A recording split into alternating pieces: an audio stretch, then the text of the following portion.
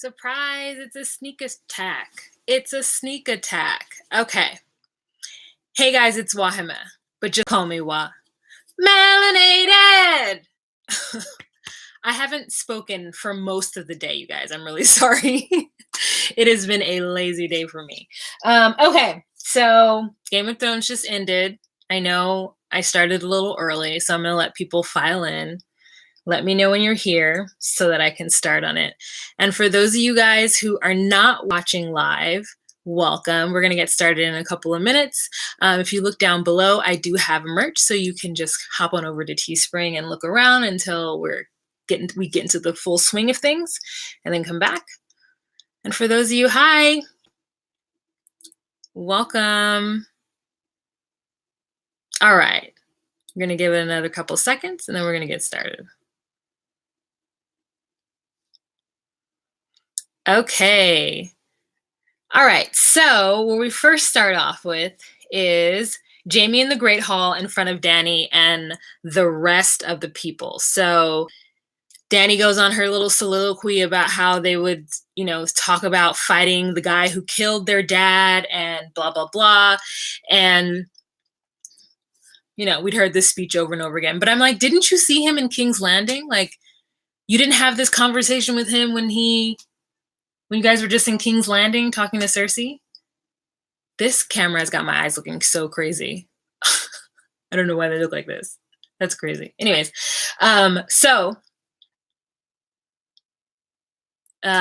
finally he's like, look, I'm sorry, my bad. Actually, no, I'm not sorry. I did what I had to do and I fought for my family, so I would do it again. And they're just like, okay. I mean, that's how I felt. Like, tell the truth, Jaime.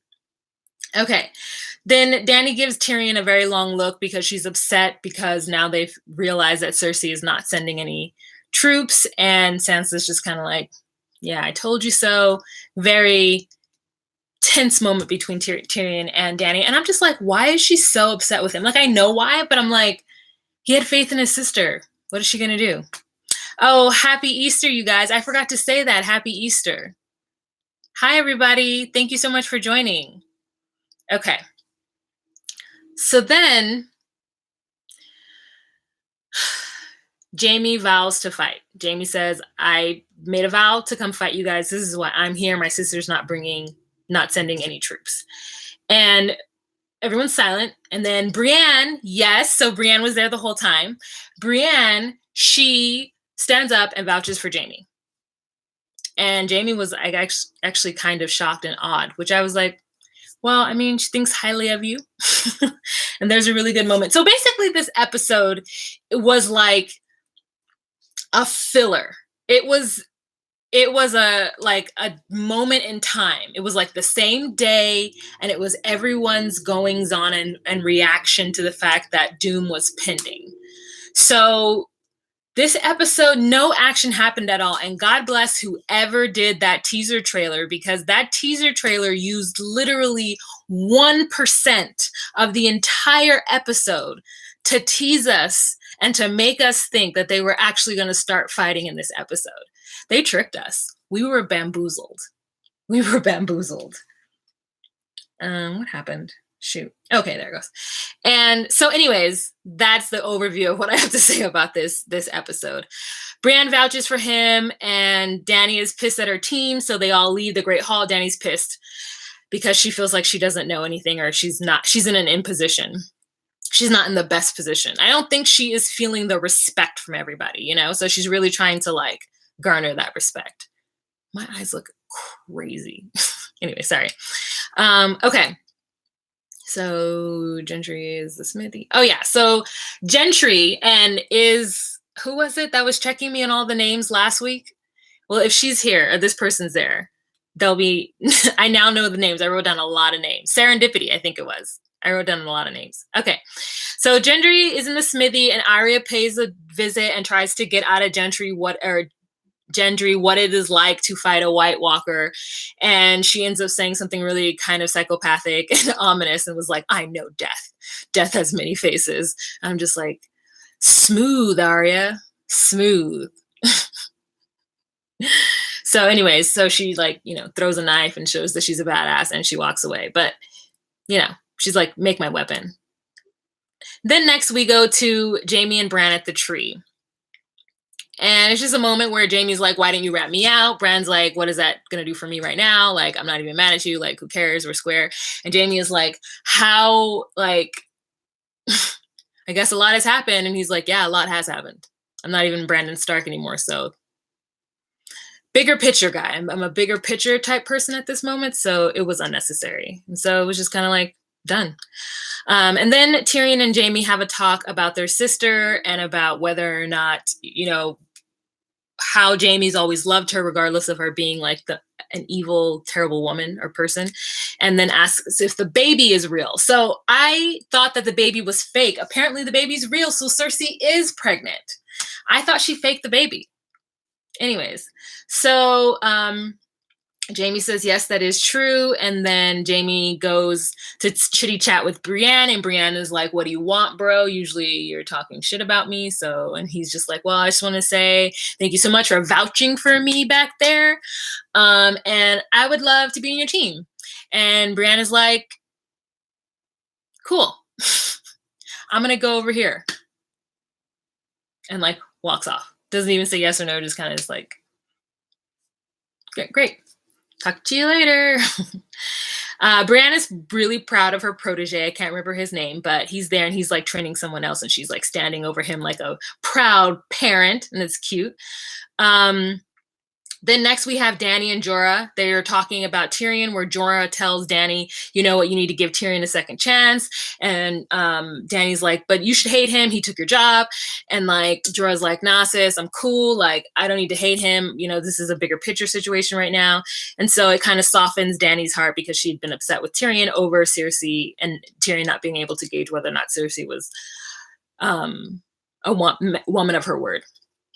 Okay, so then Dany talks with Sansa, and she's just trying to be like, come here, sis. Like, let's just clear the air. We're just two women.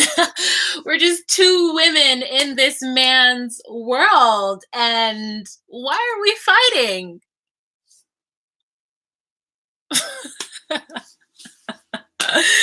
So, Sansa's like, because you might have my brother by the balls, and that doesn't serve me. So, but no offense to you. So then, let's see, Dany is like, oh, well, I wanted to be your friend, blah, blah, blah. And then he's like, she's like, you've got it all wrong. Like, I don't have him by the balls. He's got me by the horns. I don't know what I'm gonna say. I'm the one that came up here. Everything I've known my entire life is to get back the Iron Throne. But right now I'm not even worried about the Iron Throne because I'm worried about him in the North. And Sansa's just like, okay. And then someone calls and they, breaks up their little party. But she's upset. Oh, wait, what happens? You got to come fight North. What about the North? Yeah, so then Sansa asks an important question. Like, the North is sovereign, right? So what about the North? Because we would like to remain sovereign. We don't want to be a part of the Seven Kingdoms. And Dany's like, has no idea. I'm sure she's not even thought like what she would actually do with the kingdoms and how she would unite it. I feel like she just only focus has been on taking the throne, not what she would do if she had the throne, right? She has no idea. She's been in battle mode for like years of her life. So then Theron comes back and he throws in his self to Sansa. Throws in himself. He throws in the Iron Islands to House Stark, and I think it really makes Dany have to like step back a bit, because I feel like Dany's starting to really understand that the people of the North respect each other, and they like look to Winterfell and as what I think Dany would like for them to look at her as. And so she's starting to like see it, that it's going to be hard to break the North, because the North does not want to be a part of Seven Kingdoms, or at least underneath Dany's rule, they want to be a sovereign nation. So I think Dany is jealous, a little jealous of Sansa and the like little queendom she has in Winterfell. You know, like everyone defers to her, and like people want to fight for her and Jon. So then there's this like, now this is like, that was the end of part 1. Now this is the part 2 of this episode. From here on out, it's just snippets of what everybody's going through on their last evening. And what's so interesting is like, I don't remember they don't show Daenerys at all. Like, I don't know what she's doing for her last bit, except for a last minute conversation with Jon.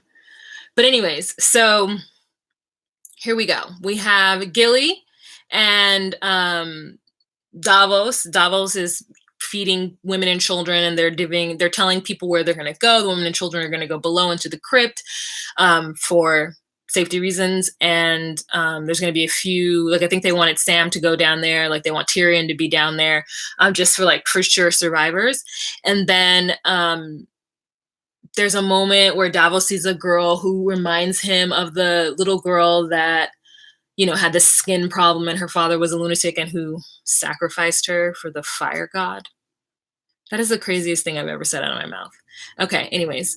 Hi, you guys. Welcome to the room. And so then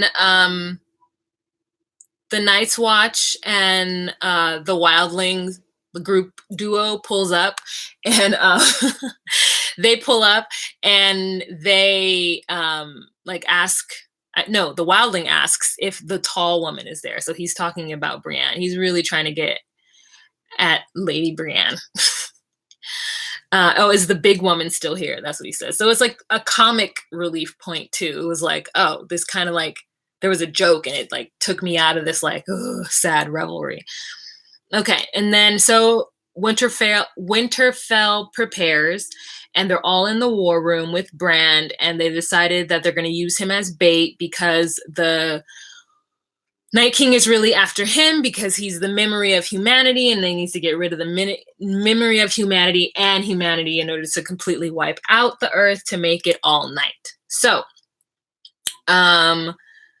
they have this argument with Tyrion to go below because that's where Daenerys wants him. And everybody kind of says their piece and what they think. And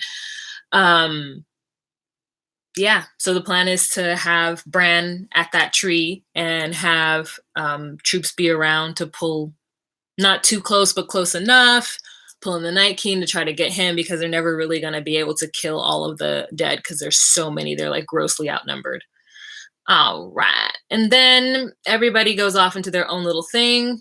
Jon is cold with Dany. Like he hasn't been talking to her, messing with her this entire day, and she's starting to feel some way about it. Bran has a conversation with Tyrion in which you think that Tyrion is going to be tied up with Bran the whole night hearing the stories of what happened to Bran, but I don't know, next scene, Tyrion is in a completely another room. I was like, who edited this? Like, I'm full on expecting Tyrion for the entire night to be hearing stories of how Bran became the Three-Eyed Raven. And all of a sudden, he's in the magical round table, which is what I'm calling that group. Okay. So then we have Melisandre and Grey Worm. They talk, and they're just like, we are tired of this North. Like, after this war, like, we don't want to do this anymore. We're going to go back to the beach. Sis said, I need my vitamin D. I have to get back to where my people are from, where there is the sun and the beach. And Grey Worm's like, bet. So they kiss, and then they go away. And then we have Ghost. Oh my God, Ghost is just all of a sudden there. Like, speak and the devil shall appear. So Ghost is there. And hi, you guys. I'm sorry, I'm looking over. So Ghost is there, and they don't mention him. He does nothing, but he's just there behind Sam, behind Jon, and then that other Night's Watchman comes up, and they're like, the crew is back together again, and there's only 3 of us. And they're just like, yeah, if 2 of us succumb, the last one needs to burn us. So there's a pact. And then they were like, Sam, you're going to go below. And he's like, no, I'm going to fight. And they're like, Sam, no, go below. And he's like, you forget, I was the first one who killed a White Walker. I've done that, this, and that, and the other. So I get to stay up here. And they're just like, damn, we're in a tight place if we have Sam up here. But anyways, yeah, he doesn't want to go below. I think it's because he's the brain that he should go below, but okay. So anyways, we see that their pact has come together. They're friends since the beginning. Then we have Tyrion and Jaime sitting in a room with a giant roaring fire. And then we have Brienne and her esquire comes in. And then we have Sir Davos and the wildling. And then the wildling says, what's up, Kingslayer? They call me Giantsbane. And then proceeds to tell the fucking craziest story that I've ever heard. And I'm just like, what? He was like, you know why they call me Giantsbane? Because I killed a giant when I was 10 years old. And then I went and laid with his wife, and his wife thought I was a baby. And I breastfed from the wife. And that's why I'm so strong. Giant's milk. And then he starts to guzzle a hornful of what we all assume is giant's milk. And my only thought is, where the F has he been hiding this giant ass horn of giant's milk?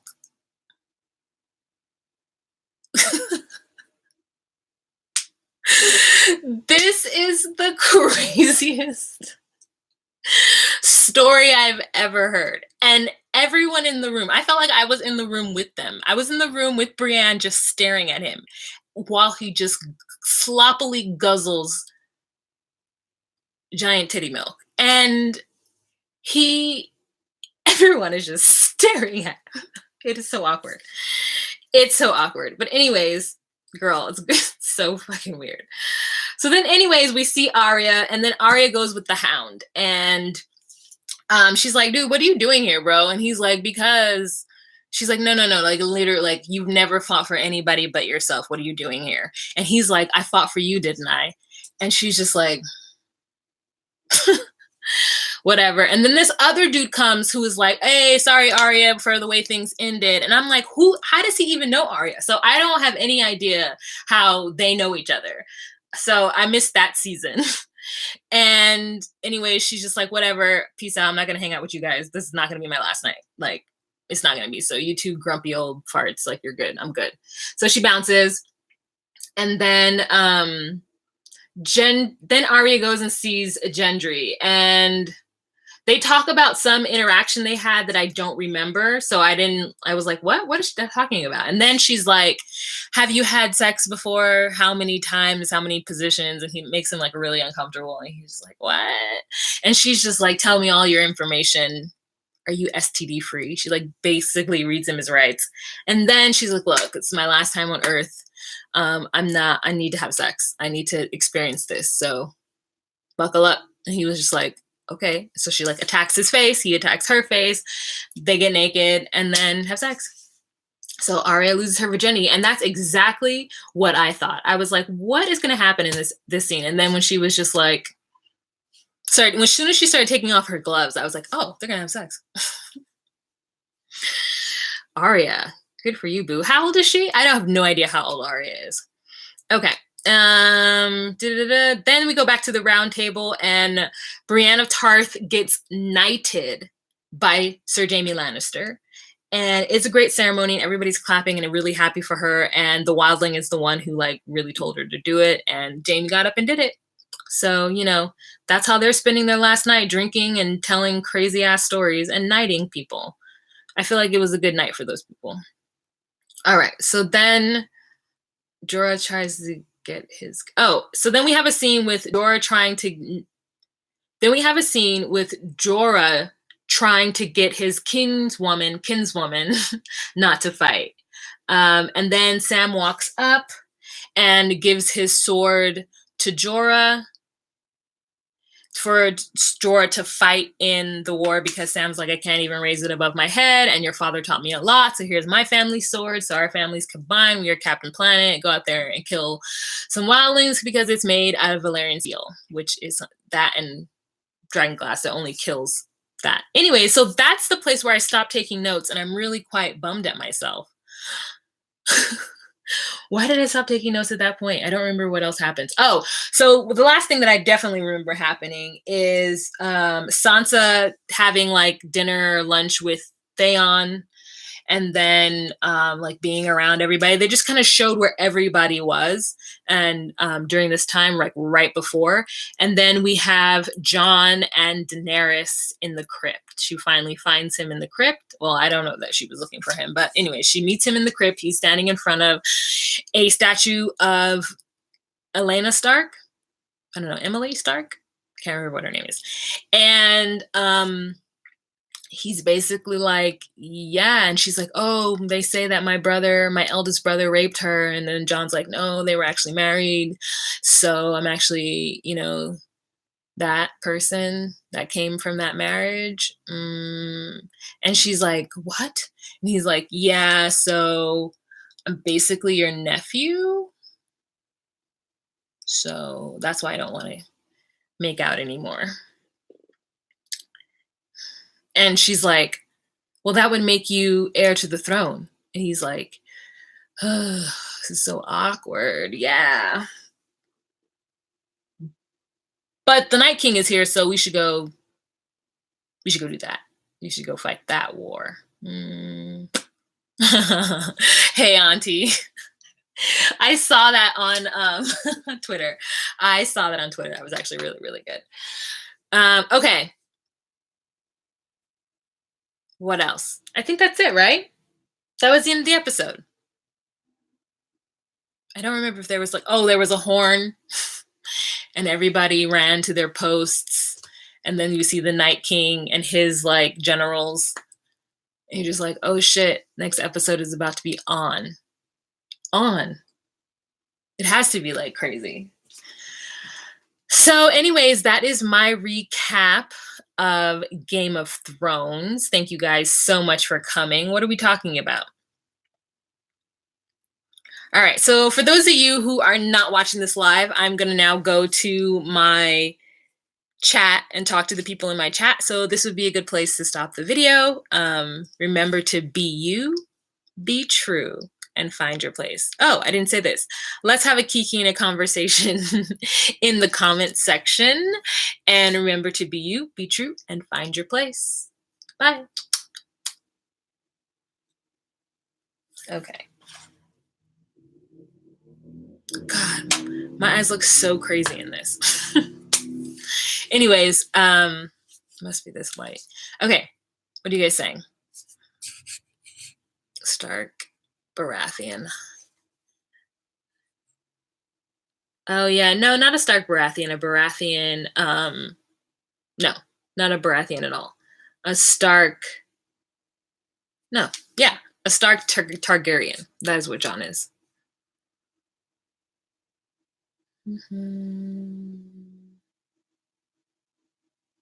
Kimberly, did you actually catch up? Did you watch? Have you been watching Game of Thrones?